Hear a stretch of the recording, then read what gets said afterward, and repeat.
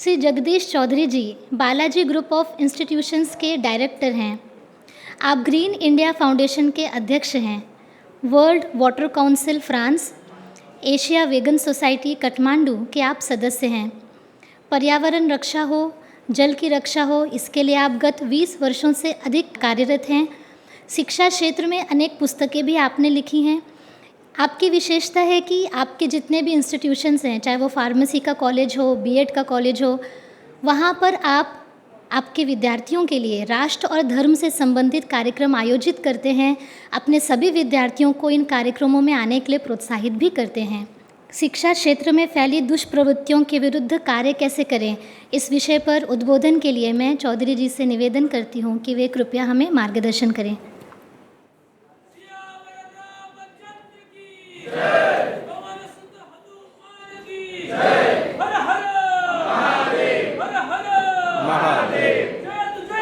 हिंदू राष्ट्रम। सभी को नमस्कार। सबसे पहले सभी बंधु और भगिनी को बधाई कि जिस बीज का रोपण मैं इस महोत्सव में देख रहा हूँ, उसका जो आधार आप लोगों ने रखा है, उसके लिए जो ये अभी वर्तमान का सत्र जो चला है शिक्षा के संदर्भ में, मैं उम्मीद करता हूँ कि ये एक मील का पत्थर साबित होगा। और जब सही मायनों में इस पे काम शुरू होगा तो जिसको हम भारत कहते हैं और जो भारत पूरी दुनिया को शांति देता है और नेतृत्व करने की क्षमता रखता है, उस दिशा में कहीं ना कहीं हम बहुत आगे बढ़ेंगे। सबसे पहले, क्योंकि किसी चीज़ को कभी न देखा हो, न सुना हो, न पढ़ा हो, तो उसकी कल्पना करना भी बड़ा मुश्किल सा हो जाता है। हम लोगों ने बहुत बड़ा साहित्य पढ़ा है, अपने अपने जीवन को ठीक से जीने की कोशिश की है, फिर भी हमारे बहुत सारे भाई बंधु ऐसे हैं जो आज वो कल्पना भी नहीं कर पाते कि वास्तव में भारतवर्ष है क्या, या भारतीय जो शिक्षा व्यवस्था है ये वास्तव में किस प्रकार से काम करती है। हम में से बहुत सारे साथी भगवान श्री कृष्ण पर भी अपने विचार रखने की कोशिश करते हैं, लेकिन हम सबको अच्छे से पता है कि हम अपनी उस कोशिश में न्याय नहीं कर सकते, क्योंकि वो इतना विराट है और इतना विस्तार है उसका कि हम उनका अंश भर भी पकड़ मुश्किल से पाते हैं।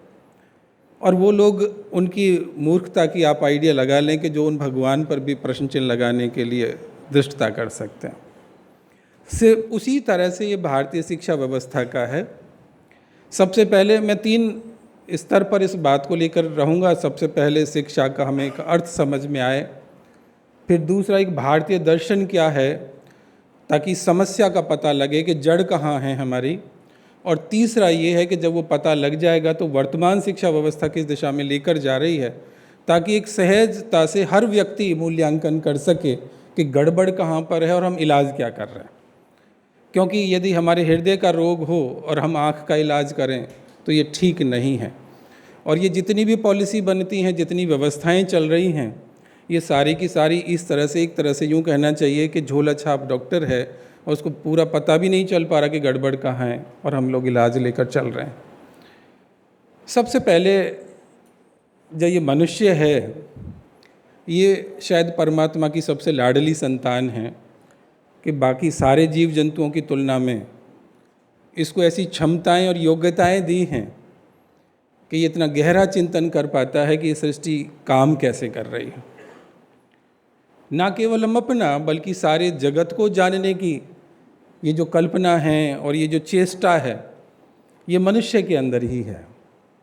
और शायद इसीलिए सबसे ज़्यादा व्याकुल जीव भी मनुष्य है और सबसे ज़्यादा संतुष्ट और शांत जीव भी मनुष्य है। ये दिशा कौन सी होगी, इससे मनुष्य के व्यक्तित्व का निर्माण होता है। क्योंकि हम जितना अपने आप को व्यक्त कर पाते हैं वो हमारा व्यक्तित्व कहलाता है। अधिकतम लोग ये व्यक्त करना भूल ही गए कि वास्तव में मेरा परिचय है क्या।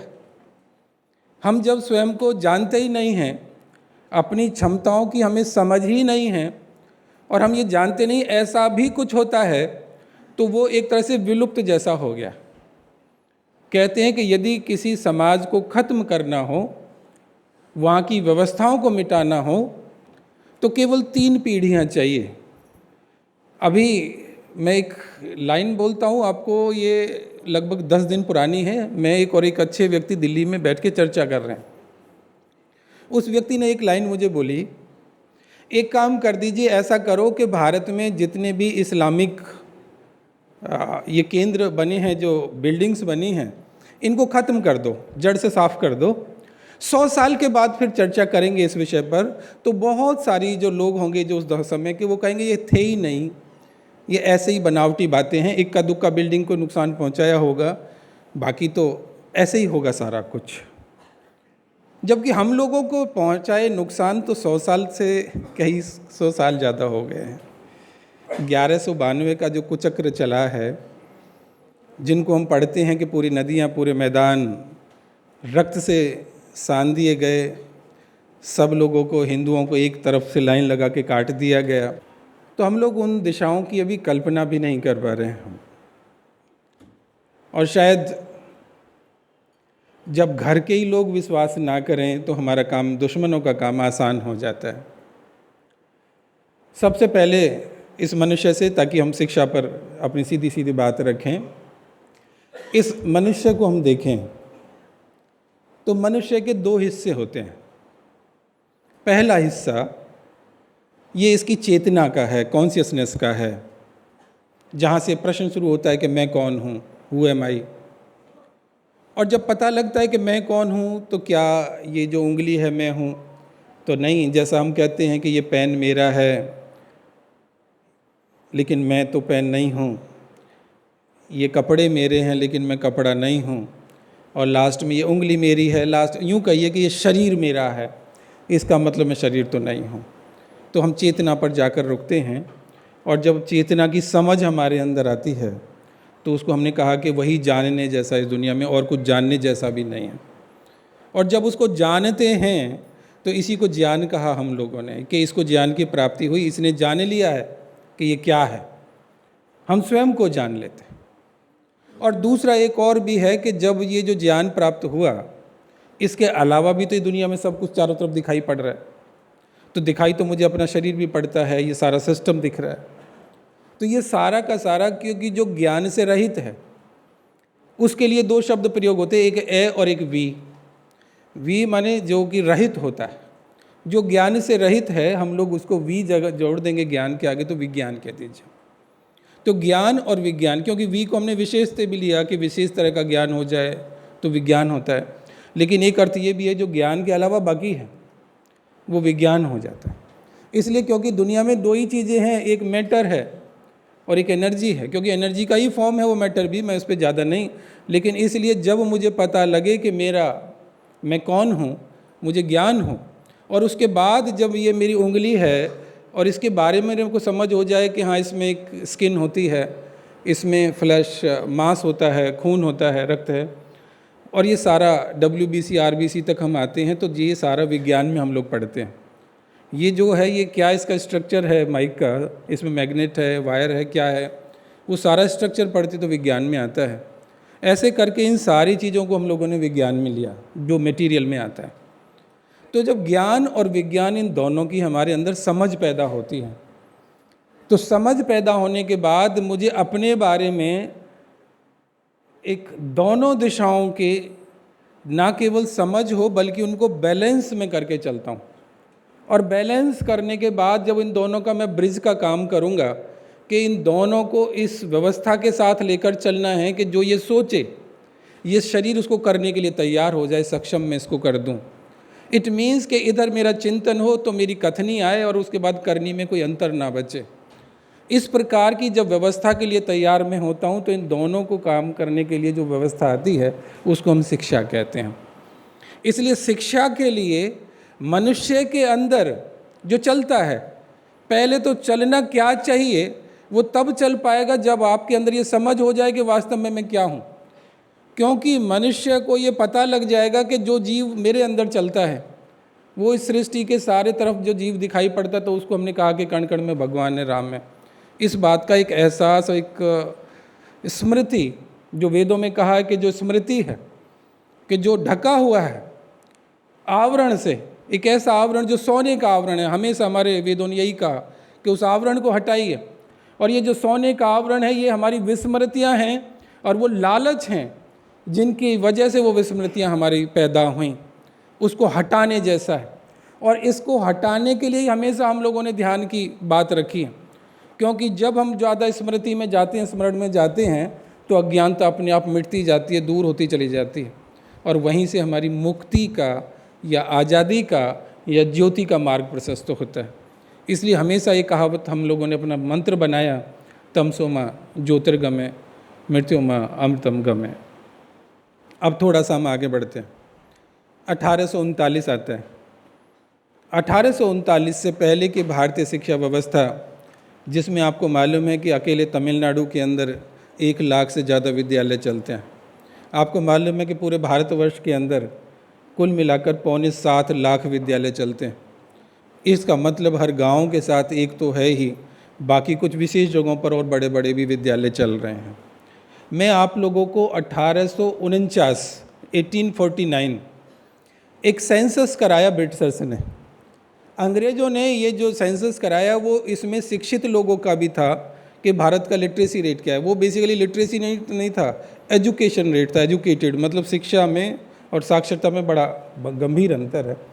तो उन्होंने जो अंतर कराया, पहली बात हमें याद रखना चाहिए, 1839 वो ईयर है जब अंग्रेज़ों ने हमारे सारे संस्कृत विद्यालयों को या भारतीय पद्धति से चलने वाले विद्यालयों को तोड़ा है और ये आदेश जारी किया है कि कोई भी यदि इस व्यवस्था को चलाएगा, ये जो हमारी मिशनरी है, इसके अलावा कोई विद्यालय चलाएगा तो उसको जेल में डाल दिया जाएगा या उसको पनिश किया जाएगा, और सारे विद्यालयों को तोड़ दिया गया है। ये 1839 की घटना है। और 1849 10 साल के बाद सेंसस होता है और उस सेंसस में भारत का लिटरेसी रेट 91% है, 91%। ये अंग्रेज़ों के द्वारा किया गया। इसका मतलब है कि जो पहले 10 साल, इस 10 साल में जो बच्चे पैदा हुए वो पढ़ ही ना सके, उनको विद्यालय उपलब्ध ना हुआ।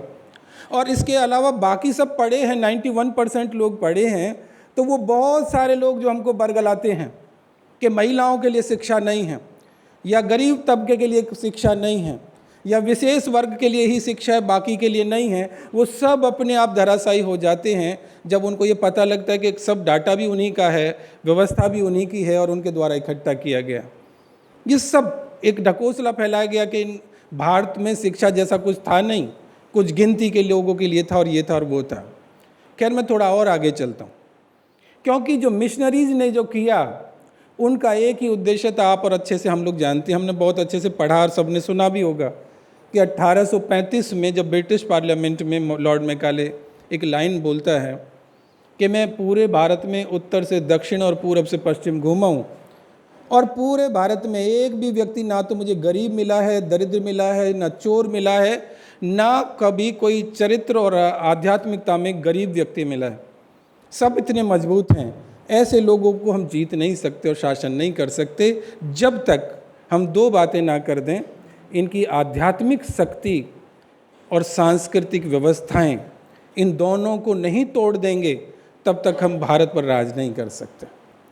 इसलिए सांस्कृतिक व्यवस्थाओं को नीचा दिखाने के लिए बहुत तरह के जो चलाए हैं उन्होंने व्यवस्थाएं पैरेलली, लेकिन दूसरा जो आध्यात्मिकता का सूत्र और रास्ता हमारी शिक्षा से होकर गुजरता है, इसलिए उन केंद्रों को तोड़ा गया। और उसके बाद ये लिखा बनाया गया कि मिशनरी के विद्यालय चलेंगे। और आपने पढ़ा होगा कि 1858 में, 59 में, 60 में ये कई सारे विश्वविद्यालय बनाए, चाहे वो कलकत्ता का है, चाहे मुंबई का है या चेन्नई का है या प्रयाग का है, एक एक करके विश्वविद्यालय। और जब 2 या 3 पीढ़ियाँ, मैं आपको एक और उदाहरण से देना चाहता हूँ कि यदि आप जम्मू कश्मीर में जाएं तो उस कश्मीर के वो जो बच्चे जो 1992 के बाद पैदा हुए हैं, आज उनकी उम्र लगभग 30-31 साल हो गई है। इन 30 सालों में जो बच्चे पैदा हुए हैं उनके अंदर वो जज्बा भारत के प्रति नहीं है जो उनसे ज़्यादा उम्र के लोग हैं वो भारत के बारे में जानते और जुड़ते हैं, क्योंकि उन्होंने बचपन से ही गोलियां और आतंकवादी और ये व्यवस्थाएं देखी हैं। इसलिए उनको लगता है कि शायद ये भारत के सैनिक हमारे विरोध में काम कर रहे हैं, हमारी आज़ादी के खिलाफ में हैं। लेकिन ऐसे ही आप लोगों को जानना पड़ेगा कि जब 1947 में भारत आज़ाद होता है, 1947 के भारत की आज़ादी वो राजनीतिक भी थी या नहीं थी, शिक्षा के मामले में तो बिल्कुल स्वतंत्रता वो नहीं थी। पहला शिक्षा मंत्री कौन है भारत का, ये जानना पड़ेगा। दूसरा शिक्षा मंत्री कौन है भारत का, ये जानना पड़ेगा। तीसरा शिक्षा मंत्री कौन है भारत का, ये भी जानना पड़ेगा। और उसकी जो सलाहकार समिति है जिसने पूरे पाठ्यक्रम बनाए, तो आपको पता चलेगा कि एक ऐसा व्यक्ति जिसका नाम जाकिर हुसैन है, वो हमारा शिक्षा मंत्री बनता है। और वो व्यक्ति वो है जिसके पिता ने और जिसके परिवार ने जामिया मिलिया इस्लामिया यूनिवर्सिटी बनाई है। उनके घर की ज़मीन के डोनेशन पर ये यूनिवर्सिटी बनी है, जामिया मिलिया। इसलिए उन लोगों को यदि शिक्षा मंत्री बनाएंगे तो आप भारत में किस प्रकार की शिक्षा व्यवस्था की उम्मीद करते हैं। और इसलिए उसके जो सलाहकार हैं वो सारे के सारे अलीगढ़ मुस्लिम यूनिवर्सिटी और जामिया, केवल इन दो के अलावा आपको तीसरी यूनिवर्सिटी का व्यक्ति नहीं मिलेगा। और वो सारे के सारे उसी से बिलोंग करते हैं, उस आइडियोलॉजी के साथ और उस विचारधारा के साथ। इसलिए भारत में भारत का इतिहास नहीं है, भारत में भारत का विज्ञान नहीं है, भारत में भारत का दर्शन नहीं है, भारत के समाज शास्त्र में भारत का ही समाज नहीं है। आप लोग भारत का इतिहास जब पढ़ेंगे तो उसमें केवल भारत के समाज पर बाहर के लोगों ने क्या आक्रमण किया है, क्या शासन किया है और किस तरह से चलाया है, केवल बाहरी आक्रमणकर्ताओं के अलावा कोई भारत का इतिहास आपके इतिहास की पुस्तकों में नहीं मिलेगा। भारत के विज्ञान की पुस्तकों में भारतीय विज्ञान के अलावा जो बाहर के लोगों ने जो विज्ञान दिया और किया है, केवल उसके अलावा कुछ नहीं मिलेगा। इसलिए भारत की शिक्षा में भारतीय शिक्षा कहाँ है, भारत के इतिहास में भारत का इतिहास कहाँ है। इसलिए किसी भी शब्द विषय को उठाएं, मैं अंग्रेजी की बात करता हूँ, अंग्रेजी भाषा में यदि पोइट्री पढ़ेंगे तो वर्ड्सवर्थ की ही पढ़ेंगे आप। वो एक भाषा है, भारत के हजारों लोगों ने अंग्रेजी भाषा में लिखा है। उनके साहित्य को क्यों नहीं पढ़ाना चाहते आप विद्यालयों में? क्योंकि केवल भाषा ही तो सिखानी है। ये कहाँ लिखा है कि पहली, दूसरी, पाँचवीं, 12वीं क्लास में आप अंग्रेजी साहित्य पढ़ें? अंग्रेजी भाषा के लिए आपने कहा है कि सब्जेक्ट पढ़ेंगे। इसलिए आप एक एक विषय को देखेंगे तो हमारे अंतर में, हमारी रगों में ये भर दिया गया। और जो ब्रिटिश लोगों ने काम किया था उनका एक ही सूत्र था कि भारत के लोग खड़े ना हो सकें, और खड़े ना हो सके तो इनको खोखला करना पड़ेगा। और खोखले का सूत्र एक ही होता है, इनको गुलाम रखना होगा। इसलिए गुलामी, आज तक भी हमारा समाज एक ही लाइन पूछता है, पढ़ाई पूरा होने के बाद कि नौकरी कहाँ करते हो, इस मीन्स के गुलामी कहाँ करते हो। आज भी सिंबल केवल गुलामी का है। गुलामी का स्टेटस नीचा या ऊंचा इतना हो सकता है कि आप लोगों को सरकारी नौकरी मिली है या प्राइवेट में किसी हायर पोजीशन की मिली है, लेकिन नौकरी शब्द चलता है। नौकर से ही तो नौकरी बनता है। ये कभी नहीं कहा कि आपने अपना कौन सा रोज़गार शुरू किया। जिस दिन आप अपना रोज़गार नहीं कर पाते, आप स्वावलंबी भारत की बात नहीं कर सकते, भारतीय दर्शन और शिक्षा की बात नहीं कर सकते। इसलिए भारतीय शिक्षा मुक्ति देती है। मुक्ति किसकी होती है? जो मालिक होता है, जो स्वयं को जान लेता है वो मुक्त होता है, जो अपना व्यवसाय शुरू करता है वो मुक्त होता है, जो व्यवस्थाओं का निर्णय लेने में सक्षम होता है वो मुक्त होता है। लेकिन भारत की व्यवस्था, शिक्षा व्यवस्था में तो किस प्रकार की मुक्ति है ये आप मुझे बता दीजिए। मैं एक सिंपल से एग्जांपल से आपको बताऊं। आप किसी भी वाइस चांसलर से मिल लीजिएगा, जो कि हमारी एजुकेशन में किसी संस्थान में हायर पोजीशन होती है, हाईएस्ट पोजीशन। किसी वाइस चांसलर से पूछेंगे तो मालूम है उसके दो चीज़ें जानना। नंबर एक, कि जब वो शासन में जाता है तो एक क्लर्क के सामने कैसे गिड़गिड़ाता है कि सर के साथ अपॉइंटमेंट हो जाए और मेरा ये काम हो जाए। जहाँ शिक्षा का सबसे बड़ा मुखिया एक क्लर्क के सामने गिड़गिड़ाता हो, वो मुक्ति आपको दे पाएगा क्या? पहली बात। और दूसरा, कि जो हाईएस्ट एजुकेशन प्राप्त करने के बाद भी असंतुष्ट, लालच और बेचैनी का जीवन जीता हो, वो दूसरों को शांति क्या दे पाएगा? इस प्रकार की शिक्षा ना मोक्ष देती है, ना इस प्रकार की शिक्षा शांति देती है, ना इस प्रकार की शिक्षा जीवन को सार्थक बनाती है। और जो जीवन को सार्थक बना पाए, आप उसको शिक्षित कहना चाहते हैं। इसलिए हम लोगों को यहाँ पर ये समझना है कि अंग्रेज़ों ने जो ये हमारी हड्डी तोड़कर एक नकली इसके अंदर लोहा या सरिया डाल दिया है, और हम ऊपर से पॉलिश करके बार बार अब इधर दर्द हो रहा है तो चलो एक पेन किलर लगा देते हैं, इधर से कुछ निकल आया तो चलो यहाँ पट्टी कर देते हैं। ये काम हम लोगों ने अपनी अपनी एजुकेशन पॉलिसी के माध्यम से किया। एजुकेशन पॉलिसी केवल पॉलिश का काम करती है। उस बीमारी को, उस जड़ को जहाँ से गुलामी निकलती है, उसको कभी हमने खोद के बाहर नहीं किया। इसलिए शिक्षा व्यवस्था में पॉलिसी बदलने से काम नहीं होता है, उसका एक सिस्टम होता है कि इस प्रकार की व्यवस्था हो जहाँ पर मनुष्य ऐसा जैसा अपनी क्षमताओं के साथ न्याय कर सके, उसके लिए उसको तैयार करना है। जब अपनी क्षमताओं के साथ आप न्याय करेंगे तो आप उठ खड़े होंगे। और मैं आनंद की बात बता दूं, इतने सालों की गुलामी के बाद भी आज इतना लोग यहाँ जो इकट्ठा हुए हैं, ये इस भारत की मिट्टी, पानी और हवा का कारण है कि आप कितना भी हमको दबा लीजिए, लेकिन हम लोग दब नहीं सकते हैं। ये मिट्टी अपने आप खड़ा होती है और तैयार करती है विवेकानंद को। इसलिए आप और हम सबको मिलकर इस विषय में जानना होगा कि यदि नंबर एक कि ये हमारी जो खोखलापन है, एक व्यक्ति को एक सब्जेक्ट में मास्टर डिग्री कराते हैं, 2 साल लगाते हैं, फिर अगला करिए फिर 2 साल लगाते हैं। आपको जान के आश्चर्य होगा कि जिस सिलेबस को 3 सब्जेक्ट की मास्टर डिग्री 3 महीने में लेनी हो तो आप मुझसे संपर्क करिए। 2 साल के अंदर 12 विषय में आप पूरी दुनिया के किसी मंच पर खड़ा होकर बोल सकते हैं, और ये भी नहीं कहेंगे कि हमारे सिलेबस में ये था कि नहीं था। ये भी बड़ा बहाना चलता है। इसलिए इन लोगों को बस भटका के कैसे रखना है। इसलिए ना तो विषय हमारे हैं, ना व्यवस्था हमारी है। इसके लिए सबसे पहले ये जानना है कि जिन 16 विषयों की चर्चा हम लोगों ने रखी है, उन सारे 16 विषयों को सबके लिए कंपलसरी किया जाए। जिस दिन ये सारे कंपलसरी हो जाएंगे, उस दिन के बाद चाहे वो अंतरिक्ष हो, चाहे वो पृथ्वी हो या वो वायु हो, सारी दिशाओं की समझ हमारे अंदर होगी और सारी दिशाओं का काम हम लोग कर सकेंगे। जब हमको अपने काम से अलग कर दिया जाता है, स्वभाव से अलग कर दिया जाता है, तब हमारे अंदर खोखलापन आता है। और ये याद रखना चाहिए कि ये जितने भी ये टेस्ट होते हैं हम लोगों के, ये सिर्फ़ और सिर्फ हम लोगों को एंगेज करके उलझाए रखने का एक फॉर्मूला है।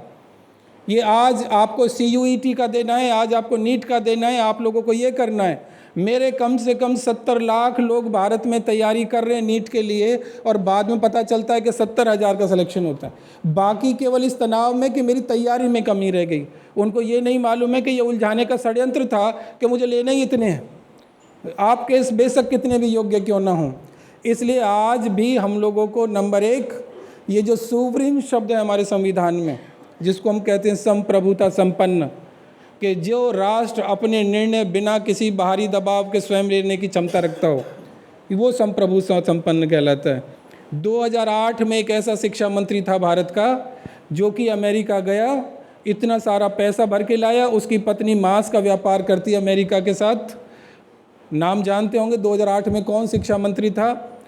उसको एक ऑनरेरी डॉक्टरेट दी, इतना पैसा दिया, और उसको एक ही बात कही कि भारत में राइट टू एजुकेशन लागू करनी है। क्यों करनी है ये आपको मालूम है? क्यों? क्योंकि आप 14 साल के हो जाएं तो उसके बाद आपकी यदि उम्र इतनी है तो 6ठी क्लास में आप लोगों को एडमिशन देना ही है, किसी को फेल करना ही नहीं है। इसलिए उस मुक्ति से हम लोगों को, उन बीमारियों से यदि मुक्ति चाहिएगी तो एक आंदोलन इस व्यवस्था के लिए होगा, और हम सब इसके साथ खड़े हैं।